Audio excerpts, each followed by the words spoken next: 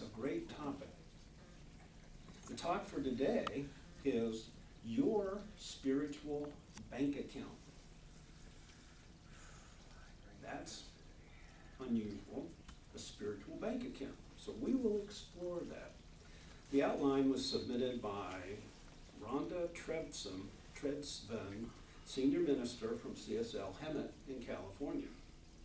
Now we all know that to withdraw money from your bank account, you have to put money into it.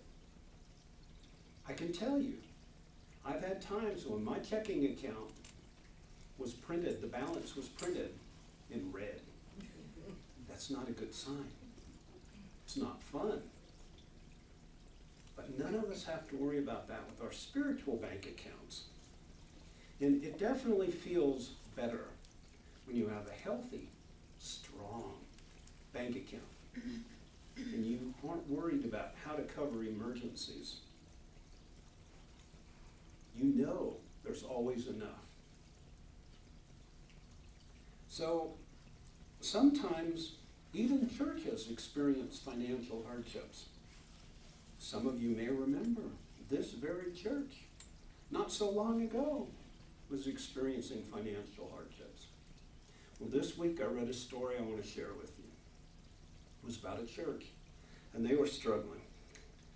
So one Sunday, the pastor told his congregation, the church needs some boost. We need some extra money. He asked the people to prayerfully consider upping their charity contribution that day. Give a little extra in the offering plate. And he gave them an incentive. He said, whoever gives the most gets to pick out 3 hymns. Well, the offering plate was passed around, and the pastor received the plates, and he glanced down and he got really excited because he saw a $1,000 bill in the plate. He'd never seen a $1,000 bill. But he was super excited. So he immediately shared his joy with the congregation. Said he'd personally like to thank the person who put the $1,000 bill in. So he asked, please identify yourself, raise your hand. All the way in the back, a quiet little lady, very saintly lady, shyly raised her hand. So the pastor said, oh, please come forward. Please, let us recognize you. And I invite you to pick out the 3 hymns. So she walked to the front of the church, and she looked all around the crowd, and she said, I pick him and him and him.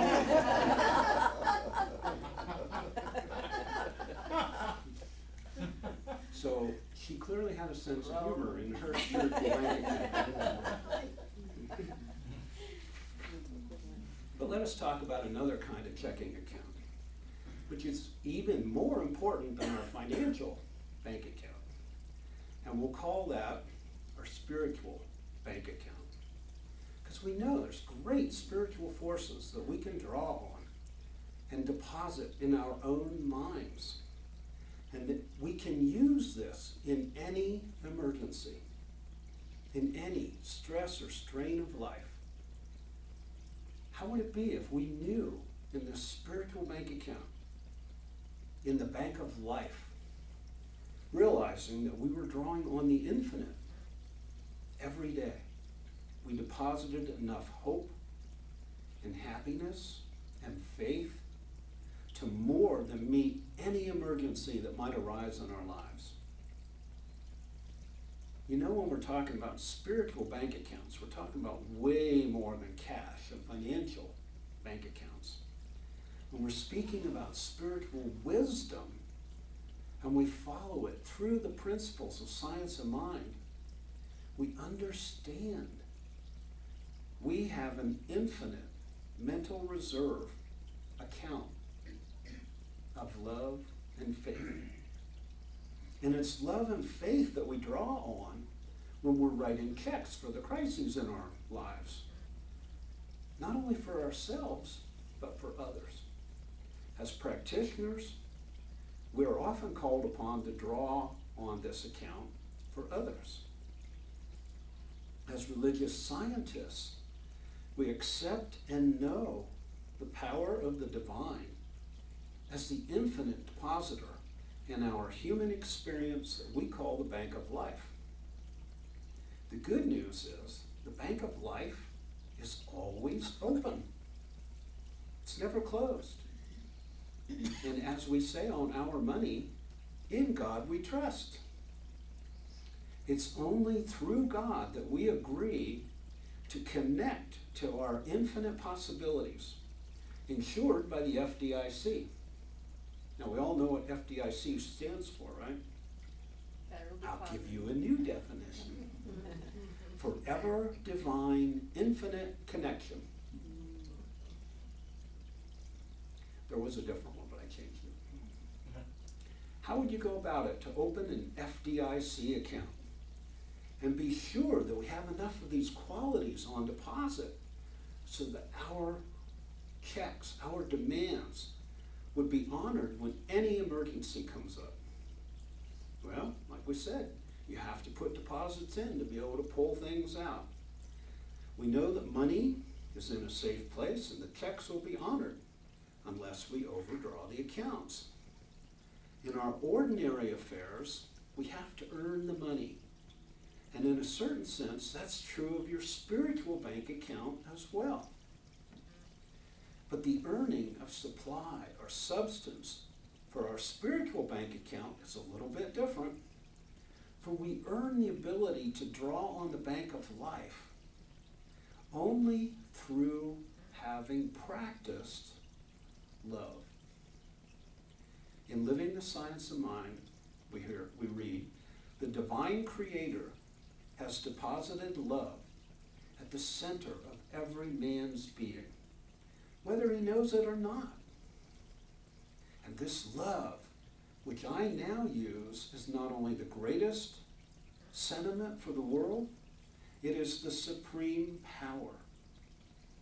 It is the perfect law. It is reality. So the divine has already made your initial deposit to open your account. And it's a big one. For everybody who's born into this world, it's there. Because the divine created it. They opened it up with us in mind. The divine imparted its own life, and in a mysterious way, which is beyond our comprehension, has endowed us with the capacity to give and receive love. If the divine is love, and each one of us has, as we must, immediate access to the love of the divine, then we earn the ability to draw on the bank of life in such degree as we become loving. By communing with the infinite through spiritual practice, we earn the ability to draw on this bank of infinite love. So when do we have to write these checks? When do we dip into our reserves? We mentally write our checks against our account when we're called on for emergencies, for trauma, for tension. That's when we need more love, more tolerance, more kindness and understanding, deeper faith and a higher hope. The crises that appear in our lives give us an experience of being human. And here is where the law of mind in action comes into play. That's how we honor that check. When we apply our thought of love, the divine is right where we are, or the situation is, so it directly applies to whatever is going on. There's nothing in you which is afraid. Your thought of love applies to that situation, will heal it. We have to have a firm conviction that when we apply the principle of love to any human challenge, speak our word, through our commitment, our conviction, through a science of mind treatment, our spiritual practice, it will operate as law in the condition that confronts us. It will neutralize everything that opposes us. Now let's look at some of the other things we want to deposit in the bank of love. Perhaps one of the most important next to love is faith. Faith in ourselves, faith in what we're doing, and faith in those around us. A person without faith is insecure and perhaps could be a little unstable about everything else in their lives. So we have to draw on the reservoir of faith, which comes through implicit and complete surrender of all our fears, whether they be big fears or little fears. It's this way, isn't it?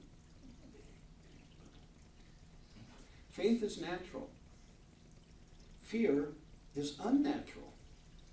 Faith is positive. Fear is negative. Faith is affirmative. Fear is denial of life.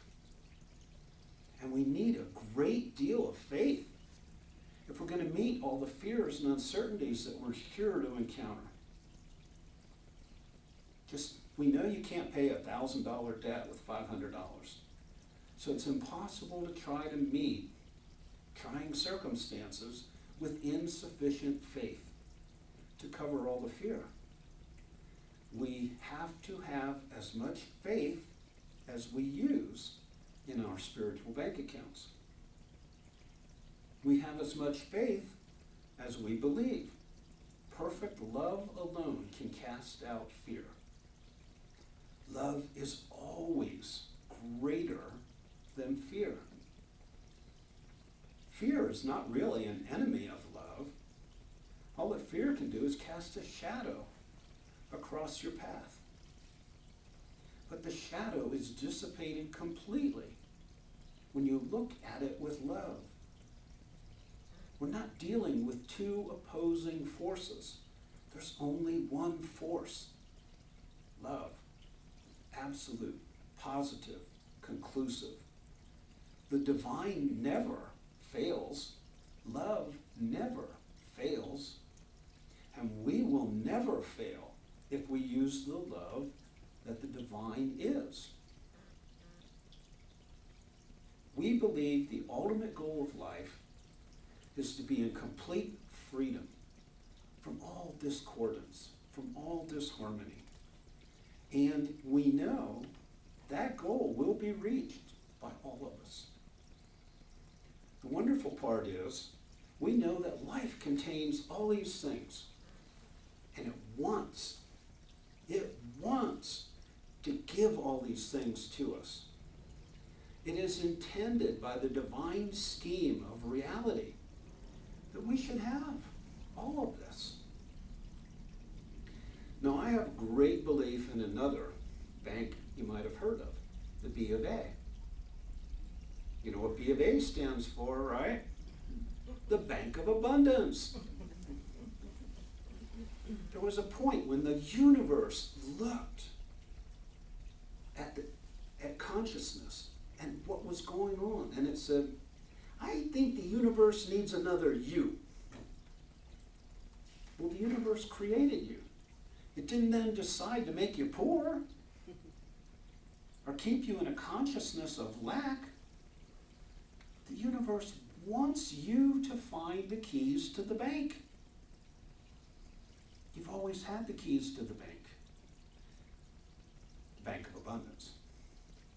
It's just like Dorothy in The Wizard of Oz with her ruby slippers. She always had the ruby slippers.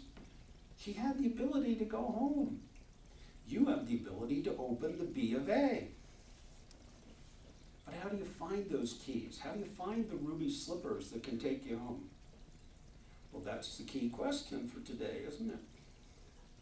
I can tell you there were times in my corporate career when I probably should have been scared about my job security. We went through mergers. We went through acquisitions. We went through new presidents coming and going and complete turnover of the officer team. There were others who were smarter, worked harder, had better resumes than I did. And they came and went, but I was always there. 30 years, I survived. But I felt secure that I had nothing to fear. The one thing I had confidence in wasn't my ability. The thing I had confidence in was that my good didn't come from the power company. My good came from the ultimate power. There's a difference. I wasn't worried. I wasn't fearful that my decisions would cost me a job, a career. So I was able to make decisions based on what I thought was best for the company, not what was good for Stevie. I was a better employee than I might have been if I was worried about my job security. It probably saved my career several times. Tell me if this sounds familiar. Because I had no fear about my career, I had nothing to fear. In Living the Science of Mind, Dr. Holmes tells us there is a power that honors our faith. There's a love that meets love with love. A law that meets faith with faith. And it meets good with good. We did not create this law, this power, this divine presence. We had no more to do with it than we did with the creation of the north wind or the North Star. It was there before we recognized it. It would be there if we had no existence. But it does not seem to be there until we believe in it and use it. Now let me repeat that. He's talking about this power that honors our faith. It does not seem to be there until we believe in it and use it. That's straight quantum physics, quantum mechanics. From quantum physics, we know that there's a wave of infinite possibilities in the universe until an observer collapses that wave into one object or event. So really, until you observe something, it doesn't exist. It's just one of an infinite number of possibilities. That's quantum physics. That's Science of Mind 101. That's the universal law we already live under. We can use this law all the time. Whether we use it consciously or not, we use this law all the time. So let me ask you, if you're going to use this creative principle, if you're going to believe in this creative principle, why not believe in a really magnanimous creative principle? If you're going to use the law, use it to a more abundant level that benefits everyone. Because as we create in our lives, that process expands, the consciousness expands, and it is a benefit for everyone. So wouldn't it be nice to have access to this bank account that responds to our needs and our desires every time we think it into existence? Spiritually, that's how the law works. Level number 2 on our big symbol over there. So for today's discussion, what do we mean when we talk about poverty? And what do we mean with abundance? Here's going back. I'm sure some of you will remember. Science of Mind magazine, 1998. Maybe if you have a photographic memory, you can remember. The word poverty usually conveys to our minds the idea of a money shortage. But actually the word means lack of any good thing. poverty is the very antithesis of abundance. An abundance of good is necessary to human happiness. It's only as we experience good that the divine is expressed through us. The more completely we realize good in all its manifest expression of health, wealth, happiness, the more completely we express good. That is, the more divine is personified through us. That's abundance. So we can see that our teaching does not view either poverty or abundance strictly in terms of wealth. Wealth is just one sliver of how we measure abundance. Each of us here today experiences abundance in different terms and certainly different measures. Some of us have already had long, profitable corporate careers. Others are just starting out on their path. But we all have the same access to the divine. The divine is our only source of abundance. Of course, there's always challenges in life. As we grow in consciousness and faith, doesn't it always seem like something comes up to test our fear, to test our faith? There's always something. And I want to share a biblical story that I want to put just a little different twist on it. And this is actually, it's a biblical story, but quoted in Living the Science of Mind. Many of you will know this story. When Jesus stood before the tomb of Lazarus, the family was weeping. Everyone was said, Jesus, you were too late. You could have saved him. Everyone was fearful. How are they going to live without Lazarus? Jesus was confronted with fear of death. He was the weeping and wailing, the family and friends. But in a certain sense, he was confronted with the whole human belief in the concept of death. And he was told, "Oh, you dare not roll that stone away. That would be unpleasant." Now, this story has many meanings, but today I want to look at the blocking stone. Just focus on the stone and what that represents. The Bible is filled with metaphors.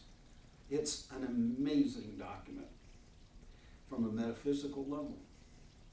The stone is a symbol of obstruction that confronts us sometimes when we attempt to use our faith for a definite purpose. Do we look at the stone blocking our way? Do we see only the obstacle? Or do we consider something more? I can tell you from experience, as an avid mountain biker, when I'm on the trail and I see a stone or rock ahead and I focus on it, I always hit it. When I see a rock ahead and I focus on the way around it, I always miss it. It's what we focus on. So how do we use our minds? How do we focus on obstacles? Or do we focus on the obstacles when we should be realizing there are no obstructions to the use of divine power? Spirit always provides a path around or beyond the rock. In front of Jesus' tomb, or in front of Lazarus' tomb, Jesus didn't focus on the rock. He lifted up his voice in communion with God. He raised his thought above the fear of the moment. He couldn't have done this unless he had spent a lot of time drawing on the bank of life, depositing large amounts of faith into his own account. Jesus had spent so much time alone with God that what seems unreal to us was to him the one reality. God is life. God is power. And this life and this power are available right here, right now. Jesus must have gradually accumulated a storehouse of faith. And when the emergency arose, he was able to stand calm and certain, undisturbed by the fears of others. They were consumed in the moment of grief. He looked up. He didn't look down. And he offered what well may be the greatest short prayer of the ages. Father, I thank thee that thou hast heard me, and I know that thou hearest me always. That was the prayer. Among other things, Jesus gave us this amazing display of confidence. What a great example. And the reason I brought that story into this, each of us can believe in this bank of abundance, this bank of life. For others, it's harder to believe it for ourselves. My point in all of this is to give you this.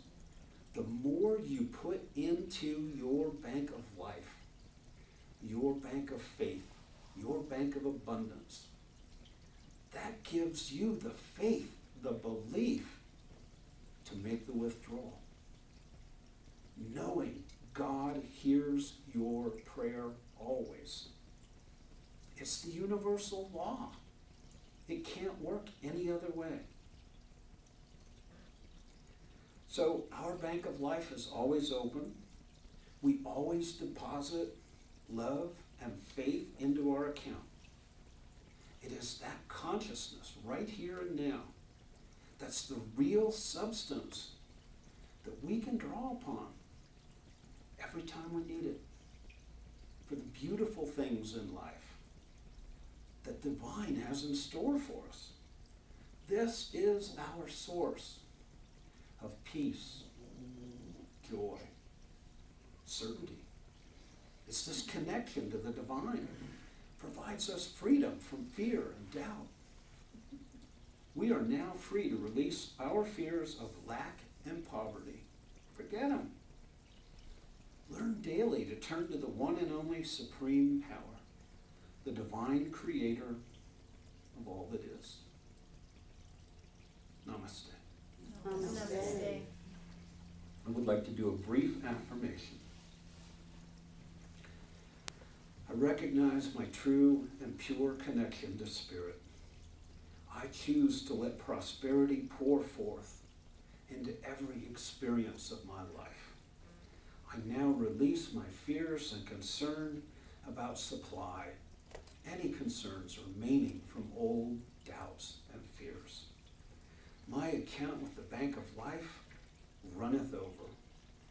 My account with the bank of abundance is open, full, and can never run dry.